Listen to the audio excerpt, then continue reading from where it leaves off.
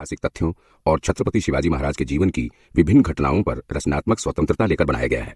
इस कार्यक्रम का उद्देश्य पूर्णतः मनोरंजन है।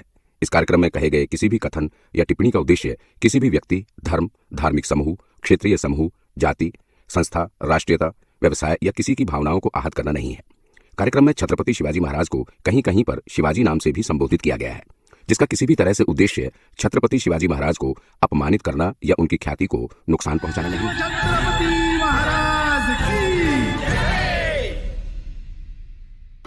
शिवाजी के आने में देर होने पर अफजल खान के सब्र का बांध टूट रहा था।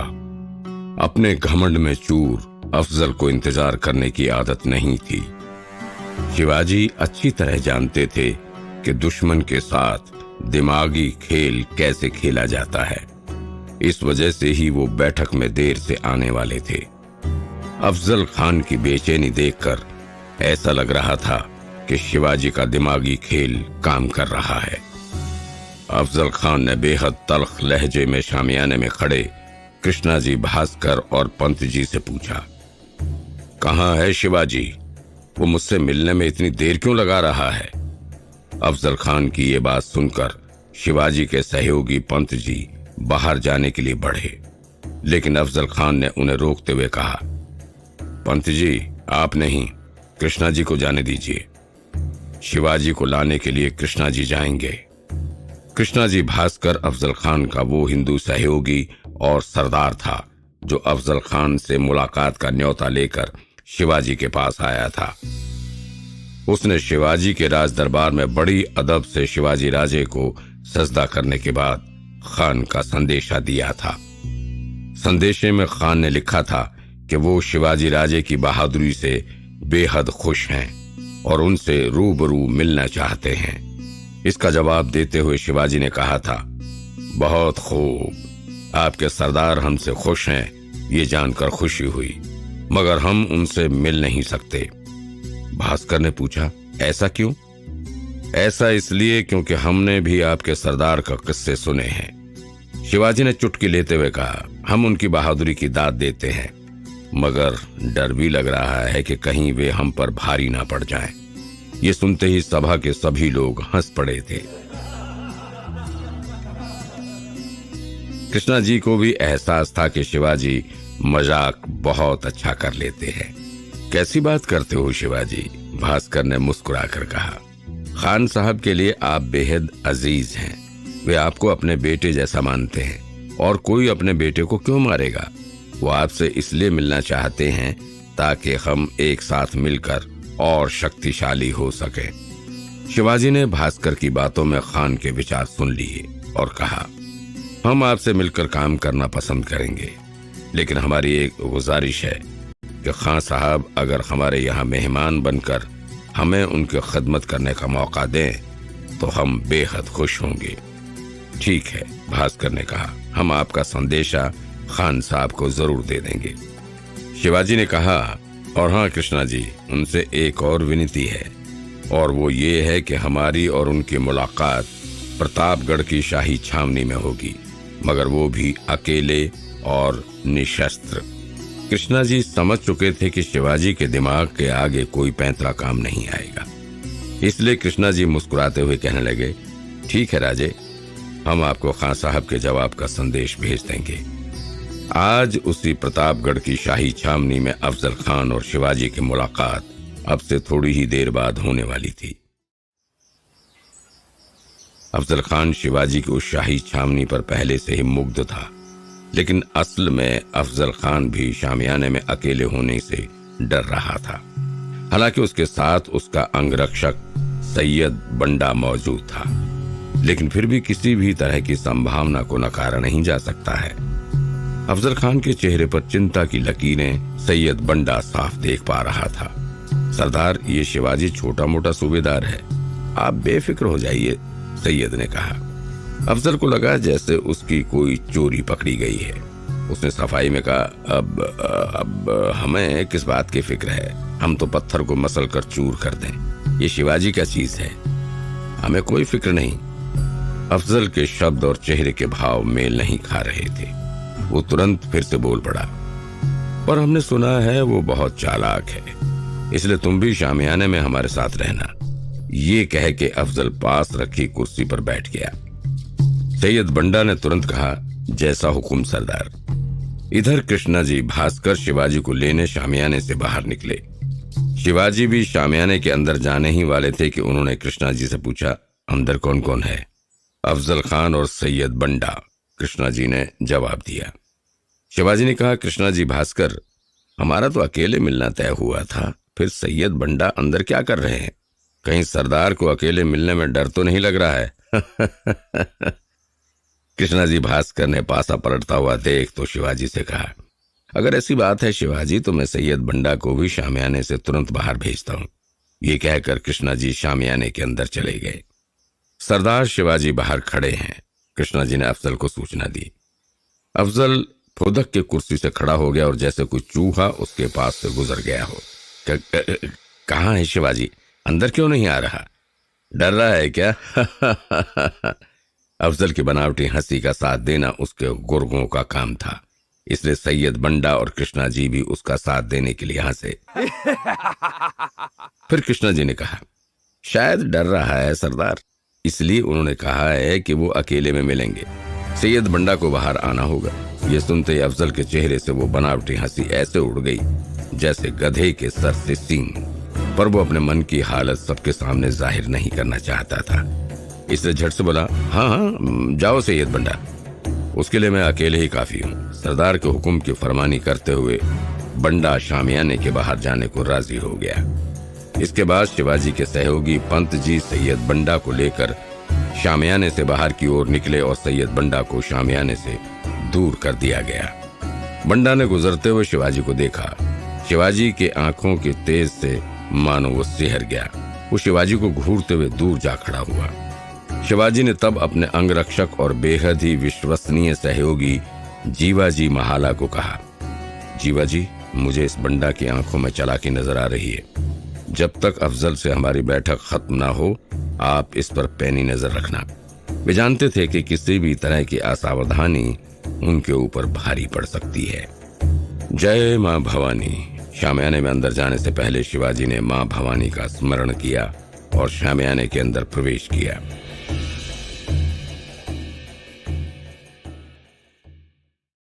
शामियाने में प्रवेश करते ही शिवाजी और अफजल खान की नजरें मिली। शिवाजी के चेहरे का तेज और आंखों में जुनून देखकर अफजल खान मानो हिल सा गया। शिवाजी से दोगुनी कदकाठी होने के बावजूद वो शिवाजी के सामने खुद को कमजोर महसूस कर रहा था, पर उसने खुद पर काबू पाया और एक झटके से उठा जैसे अभी उठकर वो उन्हें मसल देगा। अफजल खान को अपने बादशाह अली आदिल शाह को किया हुआ वादा याद था, जिसमें उसने शिवाजी को चूहे की तरह मसलने का वादा किया था। असल में कमजोर पड़ते आदिल शाही हुकूमत को शिवाजी धीरे धीरे और कमजोर कर रहे थे। आदिल शाही हुकूमत के सारे किले, जागीरें धीरे धीरे शिवाजी के कब्जे में आ रही थी और इसीलिए अली आदिल शाह शिवाजी को कुचलने के लिए बहुत बेचैन था और अफजल खान उसकी इसी बेचैनी का नतीजा था। अपने सामने अफजल की तरह पहाड़ सी काया वाले किसी सरदार को देखकर अच्छे भले योद्धा भी डर जाते थे और शिवाजी किसी नदी में बहती हुई धारा की तरह शांत खड़े थे, जिसके अंदर एक बड़ा बवंडर उठने ही वाला था। शिवाजी के अंदर आते ही अफजल खान ने कहा, आओ शिवाजी आओ। आने में कितनी देर लगा दी? मैं तुम्हारे ही इंतजार में कब से यहाँ बैठा हुआ हूँ। मुआफी चाहता हूँ खान साहब, आपको इतनी देर मुझ नाचीज का इंतजार करना पड़ा। वैसे तुमने इस शामियाने को बेहद खूबसूरत तरीके से सजाया है, इसकी सजावट किसी महल से कम नहीं है। शुक्रिया खान साहब।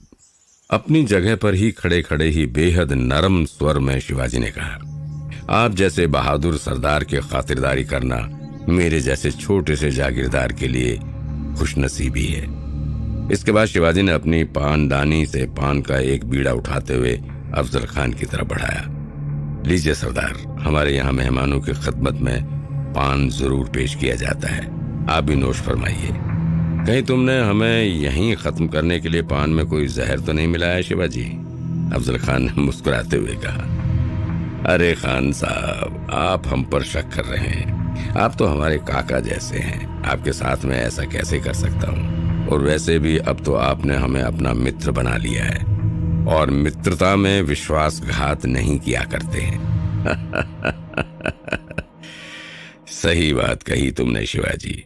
ये सुनकर शिवाजी ने पान का एक टुकड़ा चखकर अफजल खान को आश्वासन दिया कि इसमें जहर नहीं है। शिवाजी की मां जीजाबाई ने वो पान शिवाजी के लिए लगाया था। पान खाते ही शिवाजी को मां जीजाबाई के किए वादे की याद आई। शिवाजी ने मां साहब से वादा किया था, अगर इस बात का कोई पुख्ता साक्ष्य मिल गया कि शंभू महाराज यानी कि उनके बड़े भाई की मृत्यु के पीछे अफजल खान का हाथ था, तो वे उसका सर धड़ से अलग कर देंगे। कुछ ही दिन पहले उन्हें अपने एक गुप्तचर से इस बात की पुष्टि मिली थी कि दादा महाराज की मृत्यु के पीछे अफजल खान का ही हाथ था। वो अब अफजल खान के सामने खड़े थे। मां जीजाबाई उनकी और क्रूर सरदार अफजल खान की मुलाकात के पक्ष में नहीं थी और अपने से लगभग दोगुने अफजल खान को देखकर शिवाजी के भी मन में जीजाबाई की बातें घूमने लगीं। विशाल काय अफजल खान अपनी शाही पोशाक में और भी खूंखार लग रहा था। शिवा, याद रखना, अफजल खान एक कपटी सरदार है। उसे किसी भी तरह के युद्ध में हराने के लिए सतर्कता के साथ साथ एक पक्की योजना की भी जरूरत होगी। शिवाजी ने मां साहब के इस सलाह के बाद ही अपने मंत्रिमंडल के साथ अफजल खान से युद्ध नीति पर विस्तार से योजना बनाई थी। अफजल खान से मिलने से पहले शिवाजी ने अपने प्रमुख योद्धाओं के साथ एक बैठक की थी। राजगढ़ की इसी बैठक में अफजल खान के वाई क्षेत्र के कब्जे की खबर मिली थी। पुणे की तरफ बढ़ते हुए अफजल खान ने लगभग सभी क्षेत्रों को अपने कब्जे में कर लिया था और उन क्षेत्रों में लगातार लूटपाट और अत्याचार कर रहा था। अफजल खान के इन अत्याचारों के समाधान के लिए बैठक में मौजूद सभी योद्धाओं ने सीधे युद्ध की बात पर ही बल दिया था। माणकोजी तो तुरंत ही अफजल खान को रोकने के लिए कूच करने को तैयार थे। वे अफजल खान से मिलने के पक्ष में थे ही नहीं, लेकिन अपनी प्रजा की रक्षा और सुरक्षा के लिए शिवाजी ने अफजल खान से मुलाकात का फैसला किया था। उन्होंने अपने सभी किलेदारों के पास ये संदेश भी भिजवा दिया था कि अगर अफजल खान का संदेशा आए तो किसी भी तरह के युद्ध से बचा जा सकता है। कोई विरोध नहीं होना चाहिए। याद रहे, प्रजा का कोई नुकसान नहीं होना चाहिए। अगर प्रजा ही ना रही तो फिर स्वराज का क्या होगा? अरे, किस सोच में पड़ गए शिवाजी? क्या मुझसे मिलकर ही डर गए हो तुम? अफजल खान ने अहंकार भरे स्वर में पूछा। नहीं सरदार, मैंने तो बस आपके दिलदारी का किस्से सुने थे। आज आपको सामने से देखकर विश्वास नहीं हो रहा है कि आप मेरे सामने ही खड़े हैं, शिवाजी ने कहा। हाँ, दिलदार तो मैं हूं ही, इसीलिए तो तुम्हें माफ किया और मुलाकात मुकर्रर करके तुमसे मिलने प्रतापगढ़ तक आ गया। दिलदार, हालांकि शिवाजी ने अफजल खान को शातिराना तरीके से दिलदार तो कहा था, लेकिन उनका खून अंदर ही अंदर उसे देखकर खौल रहा था। उनकी आंखों के सामने वो मंजर घूम गया जब तुलजापुर में उनकी कुलदेवी का मंदिर उसने तोड़ दिया था और उस मंदिर के सामने खुद अपने हाथों से गाय काट कर फेंकी थी। यही नहीं, बीजापुर से पुणे आते हुए जितने भी प्रांत रास्ते में आए उन सभी में उसने तबाही फैलाई थी। किसी गांव में गाय काट के फेंक देता तो कहीं पर कोई अगर उसके खिलाफ जुबान भी खोलता तो उसे जिंदा जला देता। तुलजापुर में उनकी कुलदेवी का मंदिर मां तुलजा भवानी को तो उसने नष्ट ही कर दिया था। इसके बाद वो पंढरपुर पहुंचकर तबाही फैला रहा था। हालांकि इन सब घटनाओं की खबर तो उन्हें पहुंचती रहती थी, लेकिन उन्होंने चुपचाप बेहद समझदारी से काम लिया। वे जानते थे कि अफजल खान ये सब उत्पात सिर्फ उन्हें उकसाने के लिए फैला रहा है। वे नहीं चाहते थे कि उनके योद्धा अफजल खान की सेना से आमने सामने की लड़ाई लड़े। आमने सामने की लड़ाई में जहां नुकसान होने के खतरे भी ज्यादा थे, बल्कि इस बात का भी खतरा था कि प्रजा को भी नुकसान ज्यादा पहुंचेगा। इन्हीं सब बातों का ख्याल रखते हुए ही उन्होंने अफजल खान से मुलाकात की योजना बनाई थी। शांत खड़े शिवाजी का ध्यान अपनी तरफ खींचते हुए अफजल खान ने शिवाजी से कहा, क्या हुआ शिवाजी, किस सोच में पड़ गए हो तुम? खैर छोड़ो, बहादुर तो तुम भी कम नहीं हो शिवाजी। मैंने तुम्हारे चर्चे बहुत सुने हैं, मगर तुम्हारे फायदे के लिए एक सलाह देता हूं। तुम जब तक आदिलशाही सल्तनत का साथ नहीं देते हो, तुम्हारी ये बहादुरी किसी काम की नहीं है। इतने शातिर होकर भी तुमने आदिलशाही किलों पर कब्जा करके बेवकूफ़ी का काम किया है। तुमने आदिलशाही सल्तनत से युद्ध करके अच्छा नहीं किया है। अब खुद ही गौर करो, अपनी इस बेवकूफ़ी और अभिमान की वजह से ही तुम आज सल्तनत के दुश्मन हो और भागे भागे फिर रहे हो। शिवाजी ने कहा, हाँ हुजूर, हम जानते हैं कि हमने बड़ी गलती कर दी है। हम भूल गए थे कि हाथी जैसे विशाल आदिलशाही साम्राज्य के सामने हम चींटी की तरह हैं। अब हमें अपनी गलती का एहसास हो गया है। हम अपनी गलती की माफ़ी मांगना चाहते हैं और आपकी शरण में आना चाहते हैं। आखिर ये हुई ना बात, तुमने आदिलशाही साम्राज्य के तले आने का फैसला करके एक बुद्धिमान योद्धा होने का सबूत दिया है। आओ अब इस दुश्मनी को खत्म करते हैं। तुम अपने सारे किले मुझे सौंप दो। आओ गले मिलकर इस दोस्ती का आगाज करते हैं। ये कहता हुआ अफजल खान आगे बढ़ा। विशालकाय अफजल खान गले मिलने के लिए शिवाजी की तरफ अपने हाथ फैलाए हुए बढ़ा, लेकिन जैसे ही शिवाजी उससे गले मिले, अफजल खान ने शिवाजी के सर को बाएं हाथ से बुरी तरह से दबोच लिया। अफजल खान शिवाजी से लगभग दोगुनी कद काठी का था और अफजल खान के कंधे तक ही शिवाजी का सर पहुंच सकता था। इसी बात का फायदा उठाकर अफजल खान ने शिवाजी को जकड़ लिया। अफजल खान ने इतनी बेरहमी के साथ शिवाजी की गर्दन को दबोचा कि सांस लेने की परेशानी से शिवाजी को कुछ भी सूझना बंद हो गया। अब अफजल खान ने अपनी पोशाक में छिपाया हुआ खंजर निकाला और शिवाजी की पीठ पर पूरी शक्ति के साथ वार कर दिया। लेकिन ये क्या, अफजल खान का वार पूरी तरह से नाकाम हो गया। असल में शिवाजी ने अपनी शाही पोशाक के भीतर बख्तर पहना हुआ था। अब अफजल खान शिवाजी की चालाकी को समझ चुका था और हड़बड़ी में उसने शिवाजी की गर्दन को और कस के पकड़ लिया ताकि शिवाजी सांस बिल्कुल ना ले पाए। इसी हड़बड़ी का फायदा उठाकर शिवाजी ने अफजल खान पर अपने गुप्त हथियार बाघ नख से वार किया और बाघ नख अफजल खान की पीठ के भीतर घुसा दिया। दर्द से तड़पते हुए अफजल खान शिवाजी को कोसने लगा। काफिर, धोखेबाज! अफजल खान चिल्लाया, मुझे इस बात का अंदाजा था कि तू जरूर कोई चाल चलेगा, लेकिन वार वो भी गुप्त हथियार से। अब मैं तुझे छोड़ूंगा नहीं। बाघ नख के इस्तेमाल की योजना शिवाजी ने बेहद सोच समझकर बनाई थी। चूंकि अफजल खान जैसे खतरनाक और चालाक सरदार से बिना किसी हथियार के मिलना एक तरह से मौत को दावत देना ही था। इस बात को लेकर राज्य के सारे मंत्रीगण चिंतित थे। राजे, आप अफजल खान से मिलने ऐसे नहीं जा सकते। उसकी तो बाजुएं भी शस्त्र से कम नहीं, तो मुलाकात निशस्त्र कैसे हो सकती है? तानाजी ने चिंतित होकर राजे से कहा।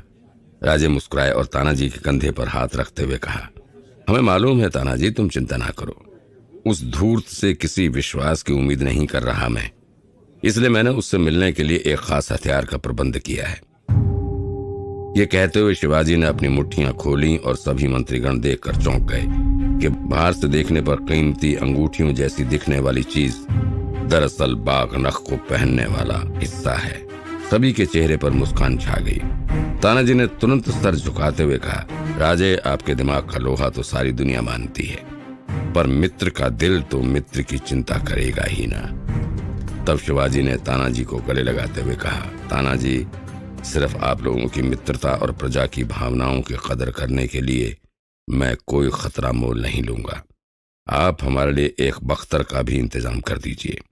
ये सुनकर सभी के चेहरे पर मुस्कान छा गई। शिवाजी ने अपने कुर्ते के भीतर बख्तर पहना और अपने खास हथियार बाघ नख को पहनकर अफजल खान से मिलने निकल पड़े। शिवाजी का वही बाघ नख अफजल खान की पीठ में अंदर तक घुस चुका था, जिससे अफजल खान का खून बहने लगा। इस तरह के अचानक होने वाले किसी वार के लिए अफजल खान तैयार नहीं था। वो गुस्से में शिवाजी को कस के जकड़ने लगा। राजे ने उन चारों नाखूनों को अफजल खान की पीठ पर घुसा दिया। खान की पीठ से खून बहने लगा और उसका गुस्सा भड़क उठा। वो शिवाजी को और कस के जकड़ने लगा, लेकिन शिवाजी भी कम नहीं थे। उन्होंने अपने दोनों हाथों से वार किया और हर हर महादेव का नारा लगाते हुए अफजल खान की पूरी पीठ चीर दी। खान दर्द के मारे तिलमिलाते हुए चिल्लाने लगा, या अल्लाह बचाओ। इस अचानक से हुए हमले के लिए ना तो अफजल खान तैयार था, ना ही उसे इस बात का अंदाजा था कि उसके 8 फुट के शरीर पर शिवाजी भारी पड़ सकते हैं। शिवाजी अफजल खान को वैसे ही छोड़कर तुरंत शामियाने से बाहर निकल गए। मराठा सेना अफजल खान की सेना को पूरी तरह से कुचलने के लिए अब तैयार थी। वो अब बस संकेत का इंतजार कर रही थी। इतने में घायल अफजल खान शामियाने से बाहर निकला और कृष्णाजी भास्कर की तलवार लेकर शिवाजी पर हमला कर दिया। इस हमले के लिए शिवाजी बिल्कुल तैयार नहीं थे, लेकिन इसके बावजूद उनके माथे पर हल्की खरोंच आ गई। इसके बाद तुरंत संभलते हुए शिवाजी ने एक बार में ही अफजल खान का काम तमाम कर दिया। ये सब देखकर दूर खड़ा अफजल खान का अंगरक्षक सैयद बंडा दौड़ता हुआ शामियाने के पास आ गया। उसने अपने लहूलुहान सरदार को देखकर सैयद बंडा शिवाजी की तरफ वार करने के लिए बढ़ा, लेकिन इससे पहले कि वो शिवाजी के पास भी पहुंचता, शिवाजी के अंगरक्षक जीवा महाला ने सैयद बंडा का हाथ एक ही वार में ही काट डाला। इस बात को अभी सैयद बंडा समझ पाता और कोई अगला कदम उठाता, जीवा महाला ने उसका दूसरा हाथ भी एक झटके से काट डाला। इसके बाद एक ही वार में उसका धड़ सर से अलग करके जीवा महाला ने सैयद बंडा को मौत के घाट उतार दिया। इसके बाद कृष्णाजी भास्कर भी तलवार लेकर शिवाजी पर टूट पड़े। शिवाजी ने पहले तो कृष्णाजी को चेतावनी दी और उसके ब्राह्मण होने का लिहाज किया, लेकिन अंततः उसे भी मारना पड़ा। अब तक अफजल खान की सेना को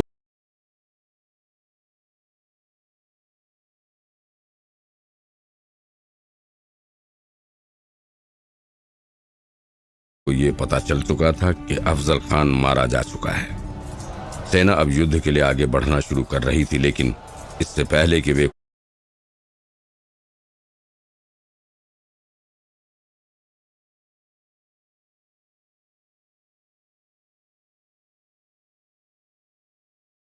कुछ कर पाते, शिवाजी के छिपे हुए मावले योद्धाओं ने उन पर धावा बोल दिया। मुलाकात के लिए बनाया गया वो शामियाना रणभूमि में बदल गया।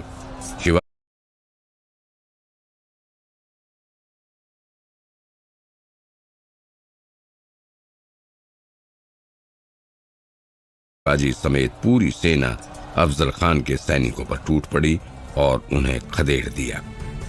शिवाजी अब प्रतापगढ़ किले तक पहुंच गए थे। वे बैठकर अपने सैनिकों का जायजा ले ही रहे थे कि उनके सामने अफजल खान का कटा हुआ सर पेश किया गया। अफजल खान का सर देखकर शिवाजी के चेहरे पर एक संतोष का भाव था। उन्होंने अपने भाई की मौत का बदला ले लिया था। स्वराज को लगातार कुचलने वाले आदिल शाही सल्तनत के सरदार अफजल खान का अंत कर दिया था। वो अफजल खान जिसने तुलजापुर में कुलदेवी तुलजा भवानी की प्रतिमा तहस नहस कर दी थी और मंदिर के सामने ही गाय काटकर मंदिर को अपवित्र करने का प्रयास किया था। उनकी प्रजा के साथ इतने क्रूरतम अत्याचार किए गए थे कि उनका जिक्र भी नहीं किया जा सकता है। वो सर माँ जीजाबाई के सामने पेश किया गया। माँ जीजाबाई ने उसका सर देखकर कहा, अफजल खान बिना संदेह एक क्रूर और अत्याचारी सरदार था और अत्याचार का अंत ऐसा ही होता है, लेकिन एक योद्धा का अपमान हम नहीं कर सकते हैं। हम अफजल खान के शरीर का अपमान नहीं कर सकते हैं। अफजल खान के शरीर को किले के प्रवेश द्वार पर दफन कर दिया जाए और वहां पर एक दीप हमेशा जलता रहना चाहिए। अफजल खान की मौत से स्वराज के ऊपर से एक संकट तो टला था, लेकिन अभी भी स्वराज की राह में कई रुकावटें मौजूद थीं। हालांकि अफजल खान की मौत के बाद आदिल शाही सल्तनत धीरे धीरे कमजोर होने लगी और मुगलों और मराठों के दो पार्टों के बीच में धीरे धीरे खत्म होने लगी। स्वराज में अब आगे एक लंबी राह शिवाजी को तय करनी थी। दिल्ली के तख्त की नजर में अब शिवाजी का बढ़ता हुआ स्वराज खटकने लगा था, क्योंकि आदिल शाही हुकूमत के बाद अब शिवाजी के भी कदम उत्तर की ओर बढ़ने लगे थे और उत्तर में स्वराज विस्तार का सीधा मतलब था औरंगजेब का सामना।